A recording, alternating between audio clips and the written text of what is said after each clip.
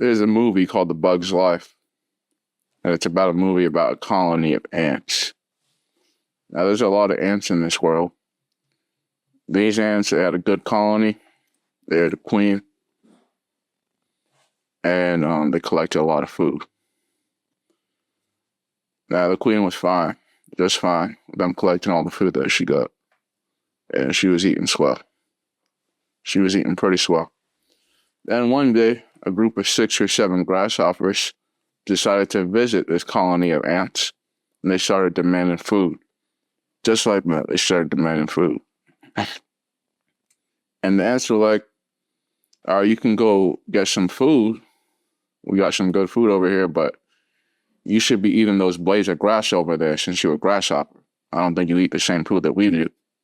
And the grasshoppers, yeah, we tried the grass. The grass tasted just fine. Now we want to taste a little bit of your food. So they came to the colony of ants and they started saying, let's try some of your food. And so like, you know what? I don't think that's fair.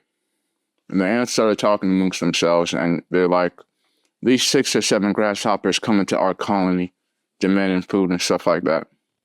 I don't even think they eat the same food that we do. I don't even think their digestive system can process the same food that we do. It just don't seem right, and it don't seem fair. And that was the important thing, that it didn't seem fair. That 6 or 7 grasshoppers thought that they could just go up to like thousands of ants and just take away all the food that they worked for during the day. And the ants were like, who are you? I don't know you.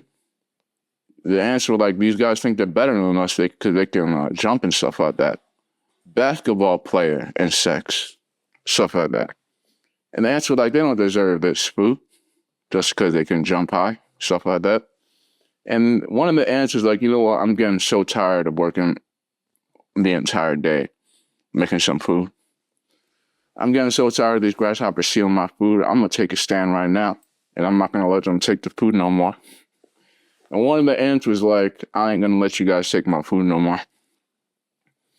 And the grasshopper was like, the leader of the grasshoppers went to his other grasshoppers, and he was like, listen, guys, I'm about to teach you a lesson when it comes to controlling these ants.